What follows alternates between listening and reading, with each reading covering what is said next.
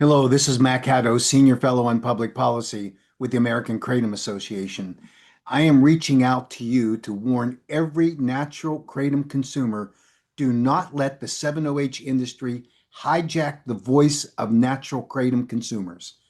Natural kratom leaf consumers need to understand exactly what is happening, and it's happening now. And you need to refuse to be used. The Department of Health and Human Services has requested scientific information about one narrow issue in their recent publication for requests for comments on whether the 7-OH threshold established in the DEA scheduling action should be adjusted. That is a request for scientific information. It is a request for pharmacology, toxicology, analytical chemistry, dose response data, and legitimate product testing evidence. It is not an invitation for the 7-OH industry to flood the government with personal testimonials, mass-produced form letters, or political talking points. And it's not a referendum on whether people want chemically manipulated 7-OH opioid products to remain available.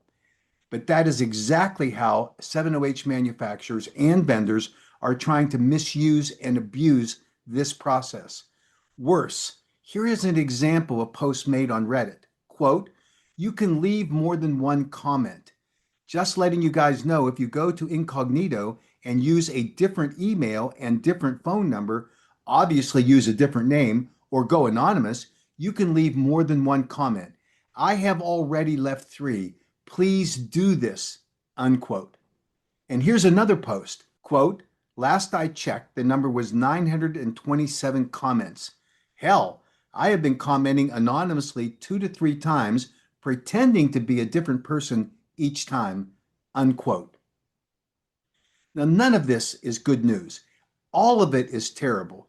Most important, has the Seven Hope Alliance said a single word to tell advocates not to defraud the government? No.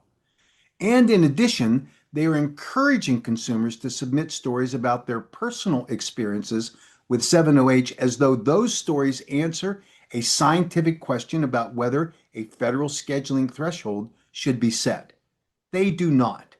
A personal testimonial cannot determine the concentration at which 7-OH presents a public safety risk. It cannot establish a scientifically defensible dose. It cannot measure the amount of 7-OH actually contained in a product.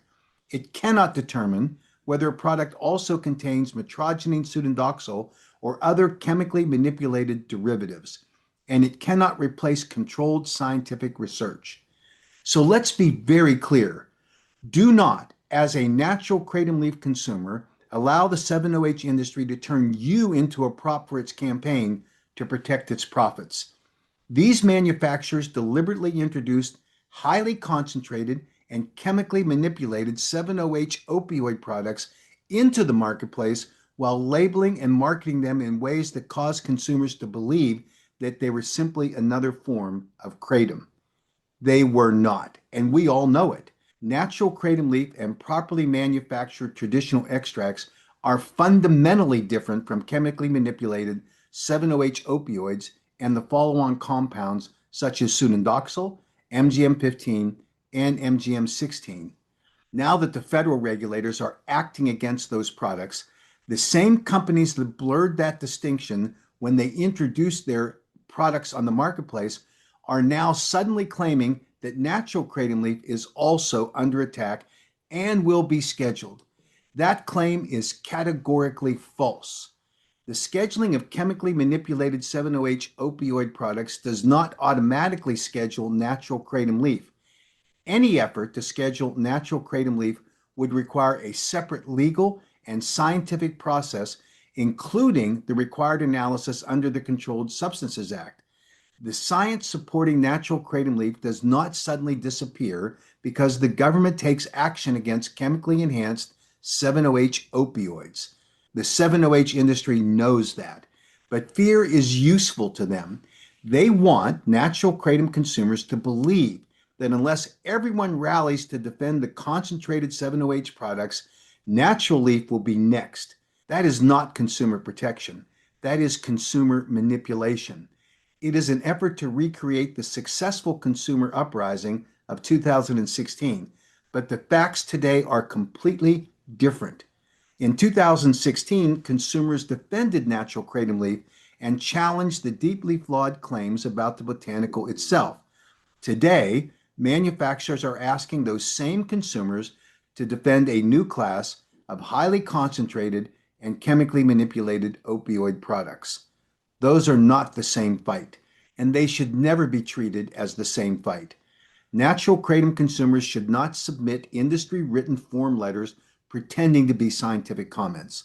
They should not repeat unsupported claims that the scheduling action will automatically lead to a ban on natural leaf.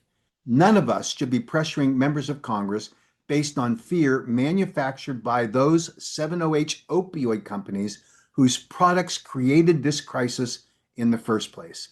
And they should not allow their legitimate support for natural kratom to be hijacked by an industry trying to preserve access to chemically manipulated opioids.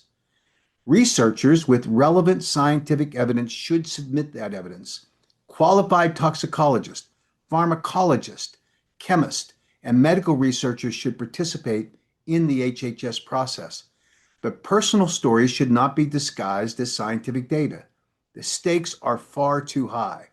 Misusing this comment process will not protect natural kratom. It will blur the distinction between natural leaf and chemically manipulated 7OH opioid products. And that is precisely what puts natural kratom at greater risk. The strongest way to protect natural kratom is to defend the truth. Natural kratom leaf is not concentrated 7OH opioids. Traditional kratom extracts are not pseudodoxal, and a botanical product should not be forced to carry the consequences created by companies that deliberately sold chemically manipulated opioids under the kratom name. So here is the message to every natural kratom consumer. Do not be frightened, do not be misled, do not be recruited into an industry lobbying campaign disguised as a scientific proceeding. The HHS request is about scientific evidence concerning the 7OH threshold. Let scientists answer that question, and let natural kratom leaf consumers stand firmly for what actually protects the future of kratom. Clear distinctions, honest labeling, responsible regulation, and zero tolerance for chemically manipulated opioids being falsely marketed as natural kratom. Protect natural kratom leaf. Reject the information, and do not let the 7OH industry speak through you. Thank you. Stand with the American Kratom Association to protect the freedom of Americans to responsibly use natural kratom leaf products that are safely formulated, properly labeled, and age restricted. Thank you.